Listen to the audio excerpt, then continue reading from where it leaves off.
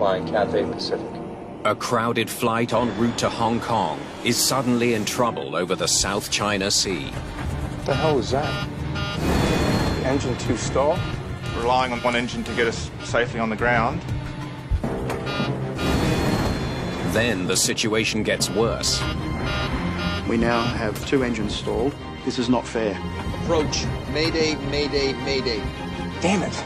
The 200-ton jet with 309 passengers is free-falling towards disaster. I felt fear. This cannot be happening. It looks like this aircraft could end up ditching into the water. Unless the captain comes up with a better option.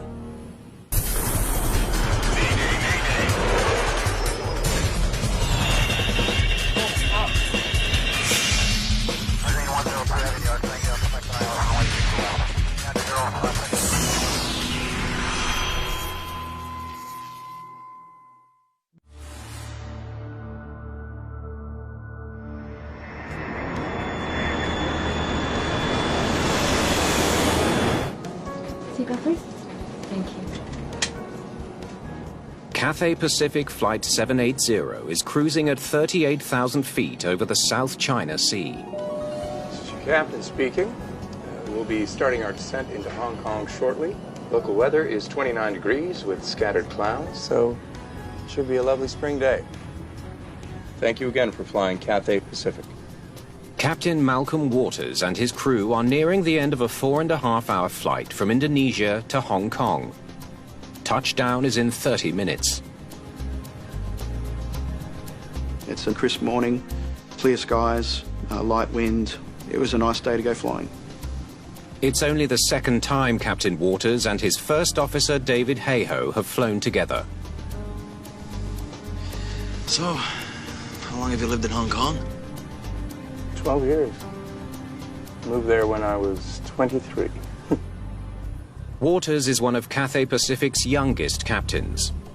Hayhoe is an ex-fighter pilot with the Royal Australian Air Force. So what's it like flying F-18s? Oh, there's nothing to it. The in-flight service is terrible. Flight 780 originated in Surabaya, Indonesia.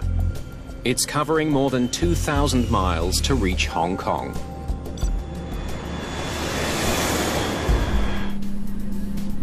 The Airbus A330 is powered by 2 Rolls-Royce Trent 700 engines.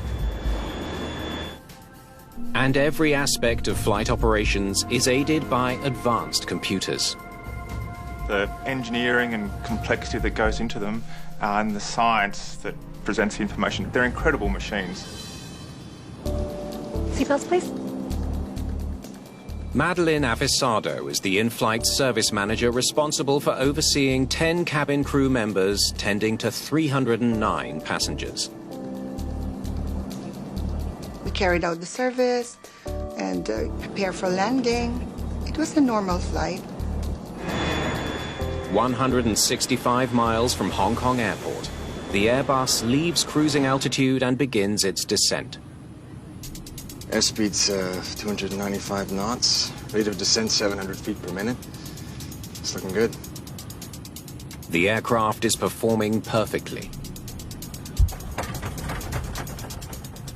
And then something goes wrong.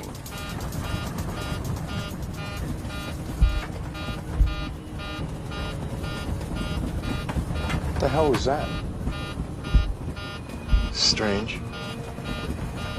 I describe it as a low thumping noise and airframe vibration. So, David and myself kind of looked at each other like that's unusual. The flight computer is alerting the pilots to a problem. Okay, let's see what we got. Engine 2 stall. The plane's monitoring system indicates there's an issue with the right engine, engine number 2.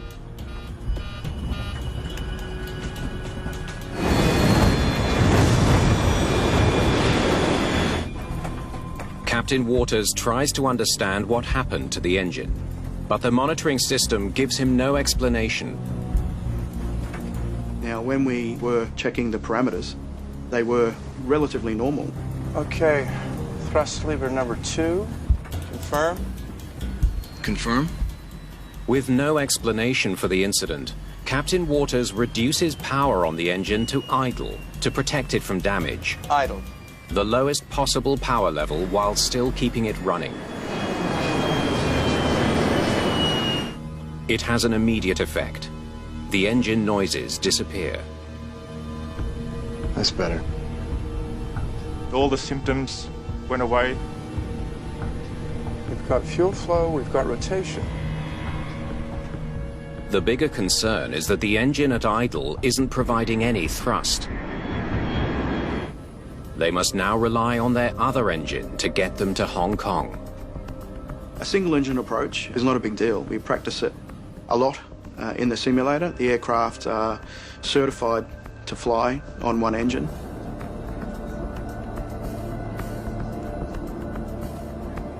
Hong Kong, Cathay 780. Pan, pan, pan, pan, pan, pan. The crew alerts air traffic control of their situation. Pan, pan, pan, pan, pan. Sir, we have a pan-pan call. We declared a pan, which is sort of the first level of urgency. We're operating engine 2 at idle thrust at the moment, but operation's normal apart from that.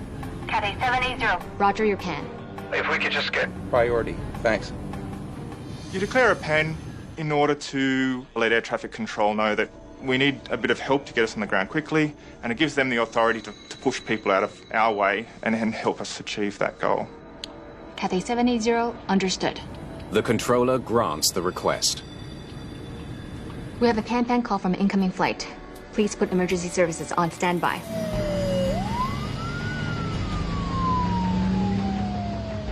Airport firefighters rush to take up positions near the runway.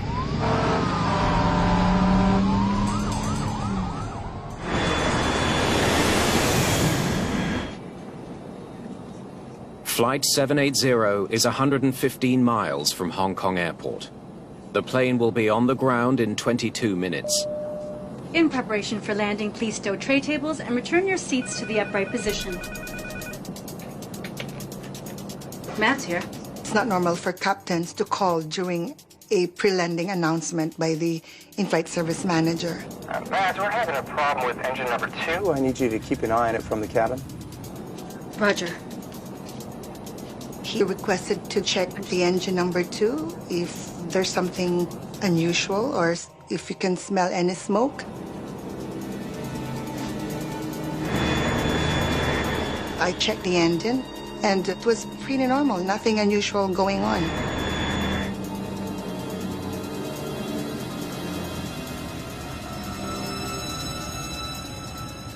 The pilots prepare to land the Airbus with only one engine. I'll take the landing. Understood. You have control. Captain Waters will fly the plane from this point on. I have control. In an emergency situation, the most senior crew member assumes the flying role. Now I have to actually do what I've been trained to do. So it's not a normal day anymore, and you have to be on your game. Everything is set for landing.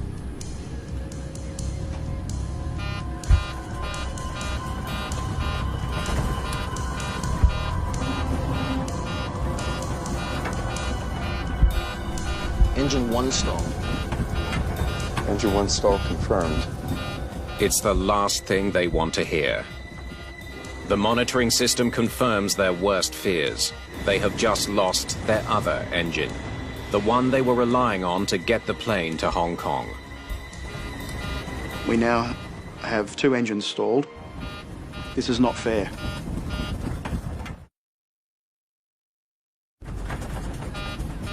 The crew of Cathay Pacific Flight 780 is facing the loss of their one remaining engine. We were relying on this one engine to get us safely on the ground, and now it had exactly the same symptoms and noises and sounds as the other engine. If they can't get it back up and running, the plane is headed for an unimaginable disaster. Engine 1 to idle. The monitoring system tells the crew to put the malfunctioning engine number 1 into idle.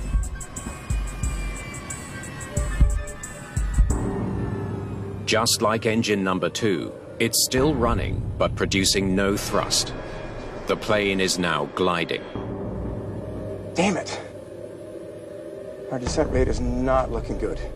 Without thrust, they can't make it to Hong Kong or any other airport. Still 60 miles out. Too far. We were still about 60 miles out to sea at that time. With the aircraft descending at, 1,300 feet per minute, we've only got 5-6 minutes before we're at sea level. I felt fear. And you have all those human responses to fear. The hair standing up on the back of your neck, the tightening of your stomach, the dryness in your mouth. It was a sense of disbelief that we might end up in the water. This can't be happening.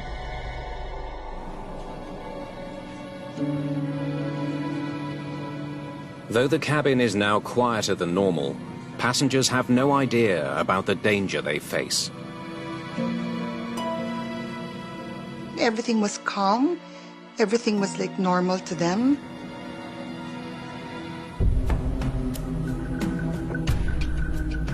There's an initial moment of that shock and how are we going to start overcoming this problem? Without the power to make it to Hong Kong, the pilots now face an emergency landing or ditching in the South China Sea. What do you think? I'll start the ditching checklist. Good idea. I suggested carrying out a checklist procedure to prepare the aircraft for the correct configuration for the ditching itself.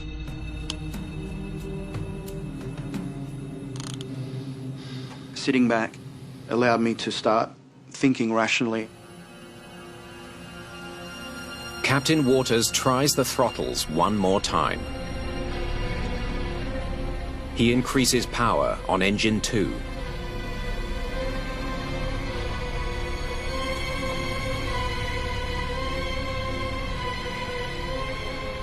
Then 1. Nothing happens.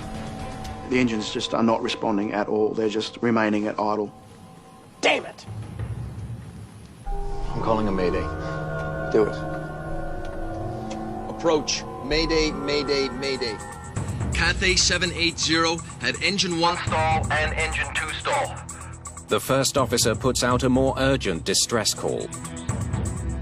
Currently, we require a lower descent. We're extending our glide and trying for relights. Cathay 780, descend to 3,000 feet. Putting the mayday call out over the radio, you really feel that something serious is going on. You can tell in the voice that comes back to you that it gets everyone's attention because it's not a word that you hear all the time. Restarting number 2. Ram air turbine on.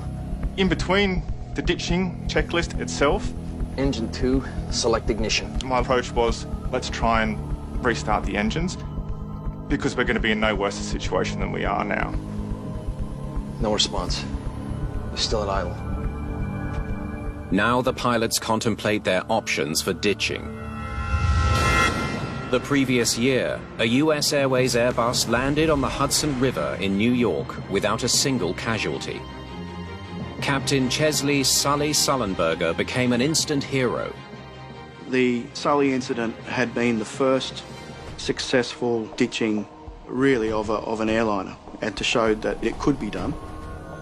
But as they drop towards the South China Sea, the crew of Flight 780 are facing far more treacherous conditions. Big swells. The South China Sea is not the Hudson River. The sea looked very rough. It was a lot of white caps. The swells would be 1 to 2 metres. I felt that our engines had acted as 2 big scoops, and we pitched the aircraft down quite violently, and that would probably result in us, cartwheeling and breaking apart. This cannot be happening. Both pilots know they're running out of time. Cathay Pacific Flight 780 now has 2 unresponsive engines. Passengers on board are unaware how close they are to disaster, just minutes from ditching in the South China Sea. Captain Waters takes manual control of the aircraft to ensure the safest water landing possible. Turning off flight director. Flying by hand now. Roger that. So I start manoeuvring the aircraft to keep it clear of clouds so that I can see the ocean and start to make an idea of where I'm going to put the aircraft.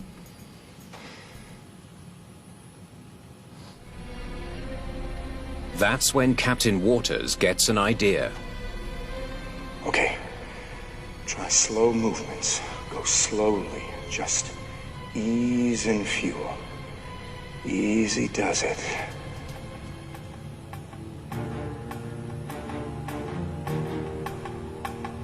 I could see Malcolm manipulating the thrust lever for engine 1. I was just pinching the side of the thrust lever just to move it a millimetre. Each time I pinched it would just go up a millimetre. Slowly. Slowly. Incredibly, it seems to be having an effect. Rotation increasing in engine 1. It's working. The rotation of the fan was increasing from 28% to 29 to 30 to 32 as I moved this very, very slowly and gently up.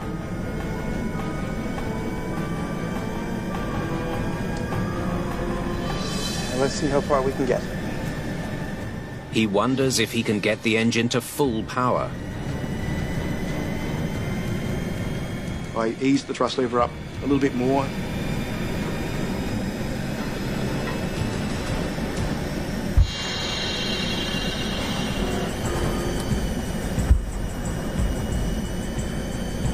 Too much. We had surges and popping and wumping noise, and I immediately set the thrust lever back to what thrust we had. Waters figures out that the engine won't go any higher than 74% power. 74%. That'll have to do. We got a thrust setting that resulted in us being able to fly level.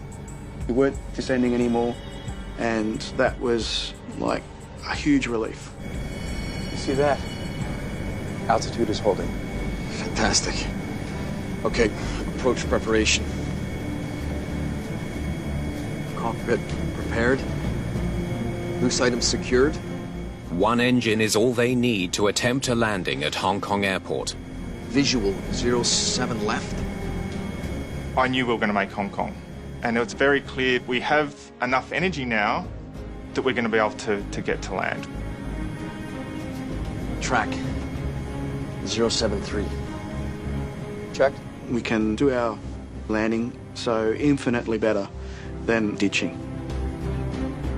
But Captain Waters still needs to safely land a plane with engines he can't rely on. He's not sure how much longer Engine 1 will keep providing thrust. We did have an engine that was now functioning, but I didn't trust it. At any point, I believed that we possibly could just roll back to idle thrust again. The safest plan is to get the plane 5,500 feet above ground and then reduce power on the engine to start losing speed and altitude for landing. They could be on the ground in less than 5 minutes. We wanted to stay as nice and as high as we could in a position that we could manage a glide. Let's do this. Engine 1 has brought the plane as far as it needs to. Captain Waters pulls it back to idle to lose speed. I closed the thrust lever and I began my approach essentially for the arrival. 230 knots. We're at 3 miles. Checked. If all goes well, they should be on the runway in less than 4 minutes. But they'll only have one chance to get the plane on the ground. If something goes wrong, they don't have enough thrust for a successful go-around. Ladies and gentlemen, this is the captain speaking. As you may be aware, we have a small problem with our engines. Remain seated with your seatbelts fastened and follow the directions from your cabin crew. Cabin crew to landing stations.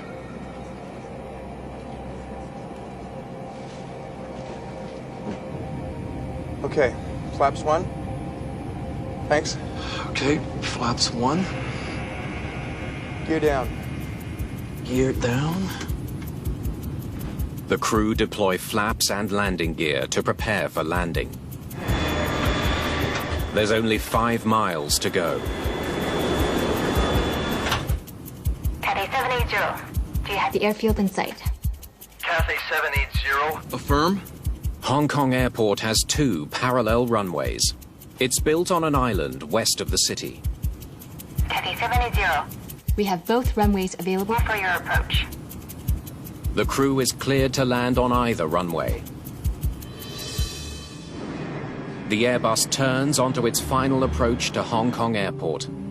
Captain Waters is confident he can get the plane on the ground safely. Auto brake. Low. Final items. Okay. They're a minute from touchdown.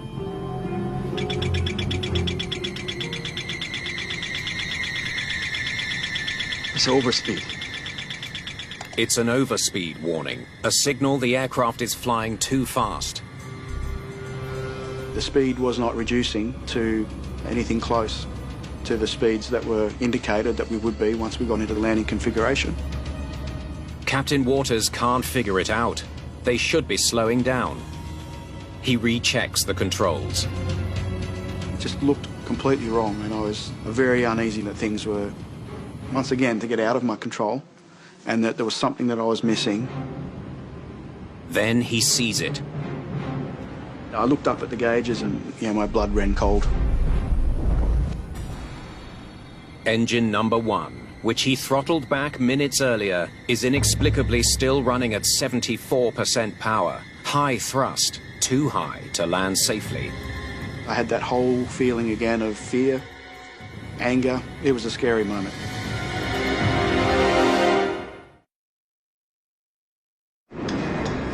After dealing with double engine trouble, the crew of Flight 780 is now facing a new crisis 1 mile from the runway. Speed checked. 240. 800 feet. The engine they put in idle for a safe, smooth landing is still running at high speed. The outcome could be catastrophic. 500. I could not believe that we'd gone from a situation where we were looking at ditching, and now I had an engine stuck at high thrust. With no option for a go-around, they're going to have to risk landing the plane at high speed and hope they can stop it before overshooting the runway and ending up in the water. Got 12,500 feet of runway, Mal. Check. We couldn't determine how much landing distance was required. We were off the chart, for the speed and for the weight that we had. 400 feet.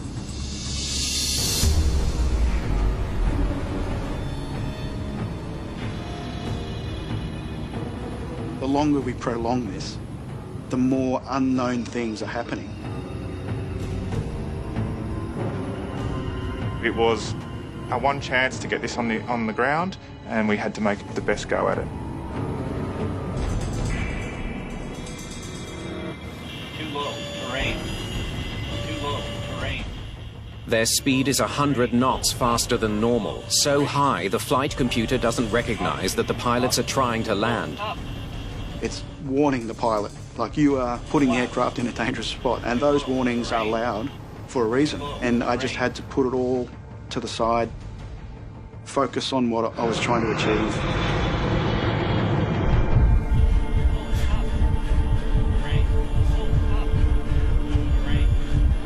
Disregard that. Captain Waters pushes the nose down, forcing the Airbus onto the runway. Terrain. Pull up, terrain.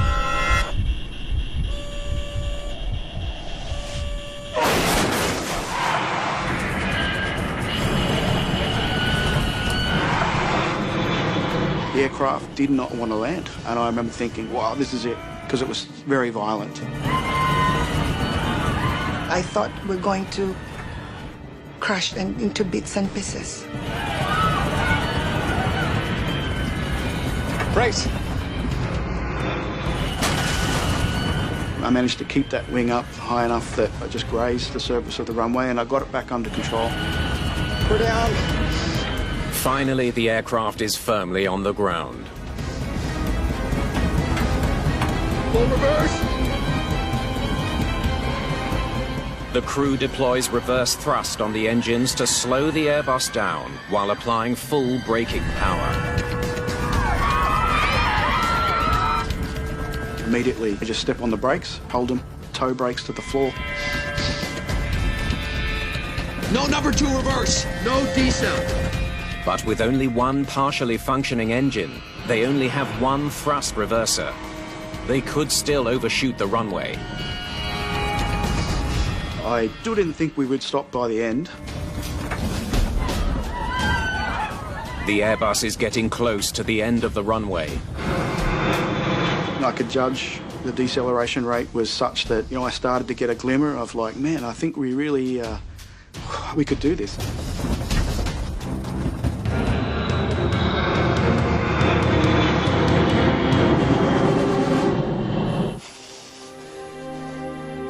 Finally, the aircraft comes to a halt just a short distance from the water's edge. They've used up more than 8,800 feet of runway. Can't believe it. We made it. Nice one. Once the aircraft did stop, there's a look of what the hell just happened. It was just this humongous relief. You're so happy that, we were going to go home and see our families.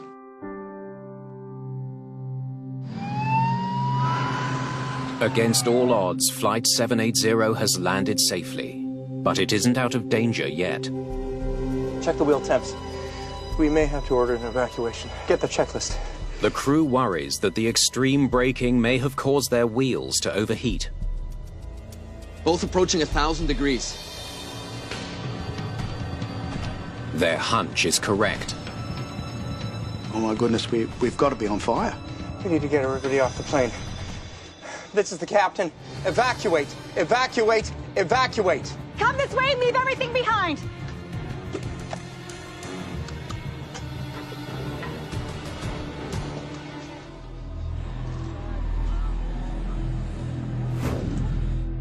The passengers and crew evacuate safely with only a few minor injuries.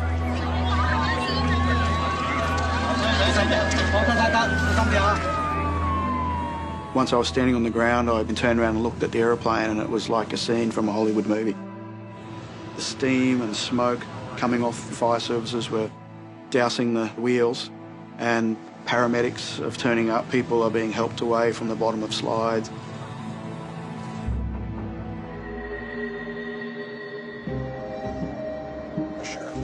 Within hours, Hong Kong's Civil Aviation Department launches an investigation.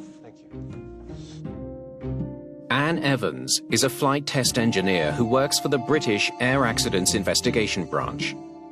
She's been invited to take part in the investigation, in part because the Airbus's Trent 700 engines were made by British company Rolls-Royce. This Trent 700 is a very common engine fitted to a lot of aeroplanes all over the world. So if there's an engineering problem with a particular design, then we want to find that quickly. Here's what we know. The engines on Flight 780 failed to respond to throttle commands. Investigators meet to discuss the few clues they have. It's odd that both engines stalled.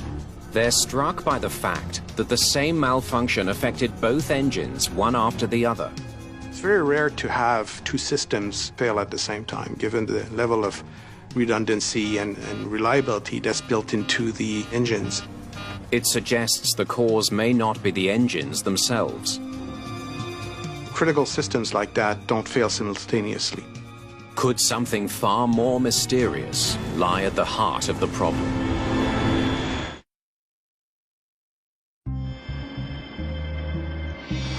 In Hong Kong, Investigators work to unravel the mystery of Cathay Pacific Flight 780's 2 malfunctioning engines. They retrieve the black box flight data recorder from the rear of the aircraft. It contains information about the plane's functions throughout the flight. The data on board the aircraft is key in this type of investigation. Investigators upload the data from the recorder. We need to see throttle position and fuel flow. The device records 359 data parameters. They focus in on the A330's engine functions. Stop. What's going on here? Right away, they notice something unusual. Thrust levers are moving, but fuel flow's flatlining. Right after the pilots tried to restore power to the engines by pushing the throttle up, the fuel flow remained the same. They gave some thrust commands, but no corresponding response from either engines at the time. Damn it! So we really needed to understand what caused that. Investigators wonder if a fuel flow problem caused Flight 780's engine trouble. Thank you. The flight data recorder helps them spot the problem, but to try to pinpoint the cause, they turn to another source of onboard data. It's called the post-flight report. Engine 2 control system fault. It says that the VSV was jammed. It contains in-depth data about the error messages that appeared on the monitoring system throughout the flight. Okay. It's a piece of information for troubleshooting to tell the maintainers that the aircraft's had a problem and what they need to do to fix it.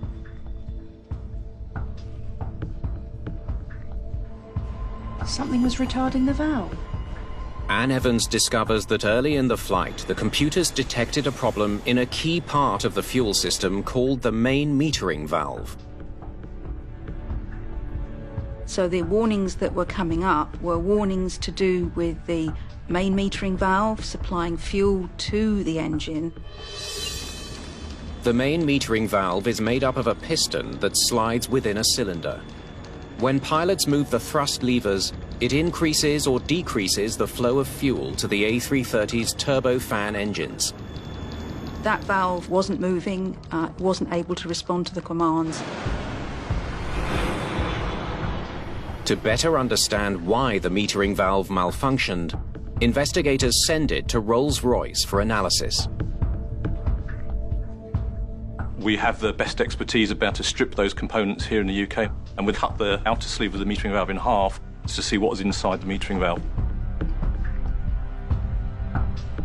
After cutting open the valve to study it, That's not normal, is it? they find something they've never seen before. A strange white substance coating the walls of the valve. What we saw seemed like very, very fine powder, even finer than caster sugar, very, very small particles. Technicians examined the white powder under an electron microscope.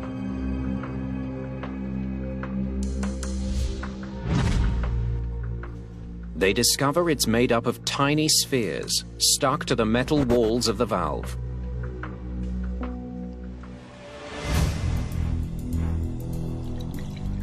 Investigators dig deeper to see if the powder can be found in other parts of the fuel system.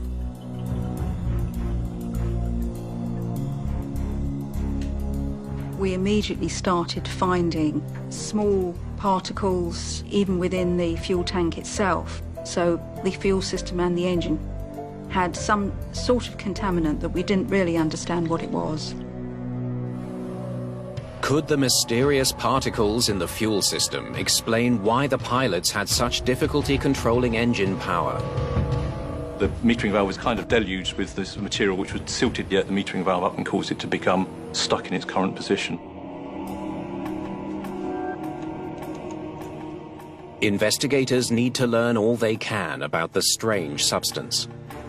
Having identified this particulate within the various areas of the fuel system and the engine, our first thought, well, what is it? X-ray spectroscopy reveals the chemical makeup of the material. The analysis shows that the powder is a type of superabsorbent polymer, or SAP. When it comes into contact with water, it creates a gel-like substance. These are organic compounds designed to absorb water. That gave us a clue as to where they'd come from. Investigators know that the powder is used in refueling trucks to prevent water from getting into aircraft fuel tanks. The refueling trucks pump fuel from underground tanks and pipes through a filter on the truck and into the aircraft. If the fuel is contaminated with water, the powder in the filter absorbs it by forming a gel inside the filter. So the superabsorbent powder is there really to just absorb the water and make sure that we're protecting the aircraft from the presence of water in the tanks. But the waterlogged gel is supposed to stay in the filter. It should never end up in the fuel. It is so commonly used within the industry for this purpose of filtering out water. What we didn't understand was how did it get on board the aircraft?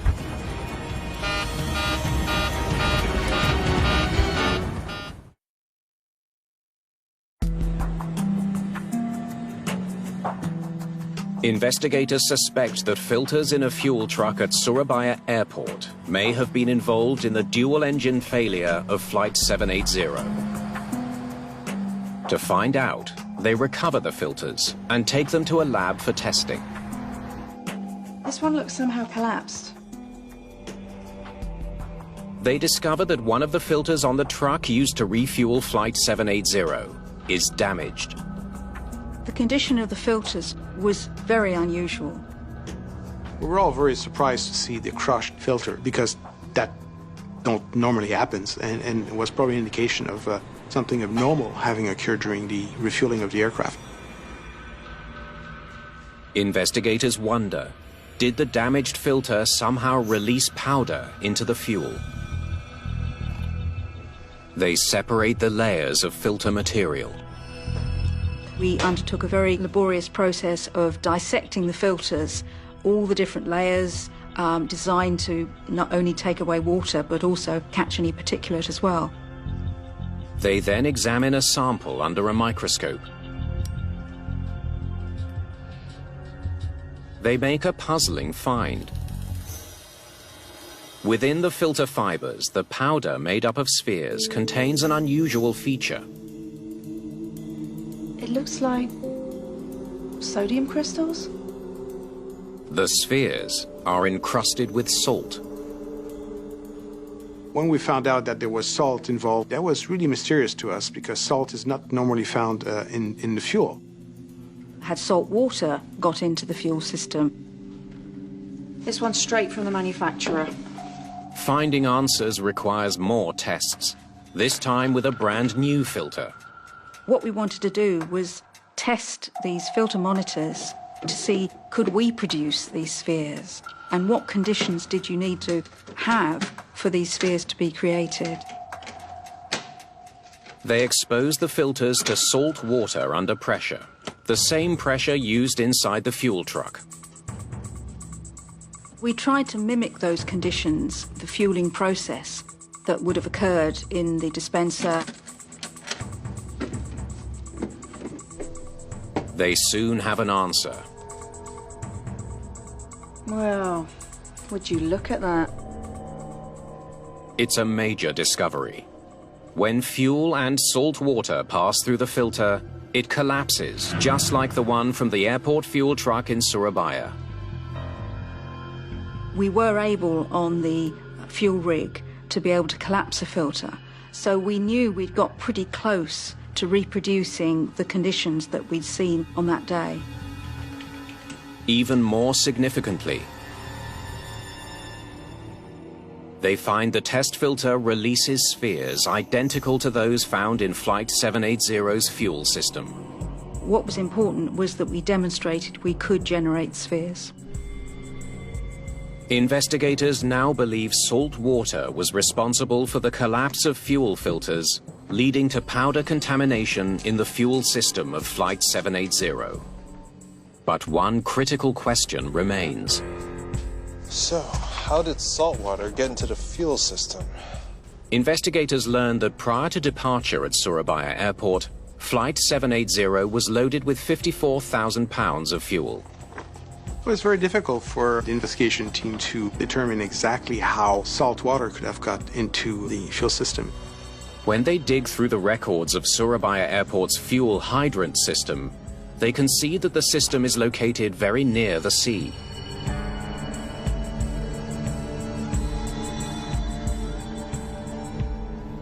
March 2010. This was taken just days before the incident. I think we may have our answer. They discover that the underground hydrant system that stores and supplies fuel to the pump truck was recently upgraded. During construction, the fuel pipes had been opened up and possibly exposed to groundwater.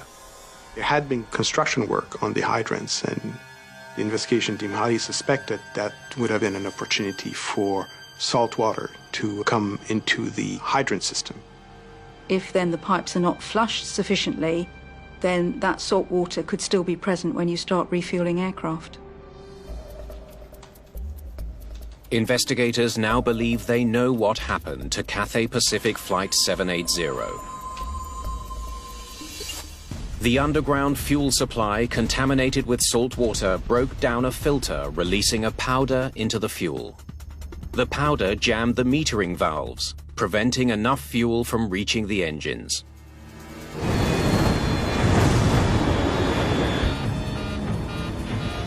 Engine 1 stall. We had fuel contamination, and that contamination throughout the fuel system led to the seizure of both main metering valves, such that the pilot no longer had control over the power of the engines. Investigators believe Captain Waters was able to restore some thrust in engine number 1 only because its fuel metering valve wasn't yet completely jammed. Some fuel was still getting through. Slowly, come on. Rotation increasing in engine 1. It's working. Once the spheres jammed the valve, it was stuck open.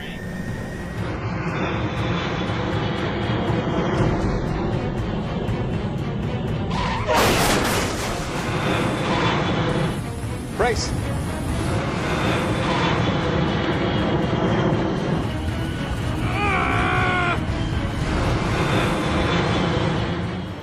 Expert piloting brought Flight 780 safely to a stop. Can't believe it.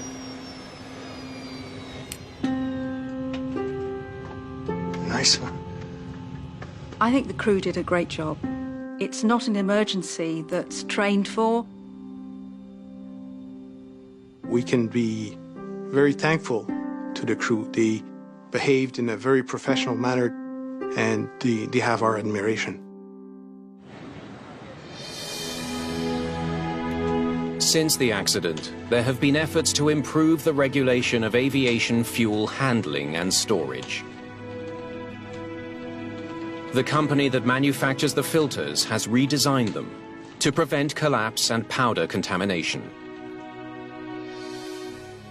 For their outstanding courage and skill, Malcolm Waters and David Hayhoe were given the highest honor in civil aviation, the Polaris Award. It was very special to be given the award. It was an incredible honor. It was the Federation of Air Pilots that awarded that award. So when, your fellow pilots say, job well done, we really think that, you pulled it off. So, very humbled and honoured.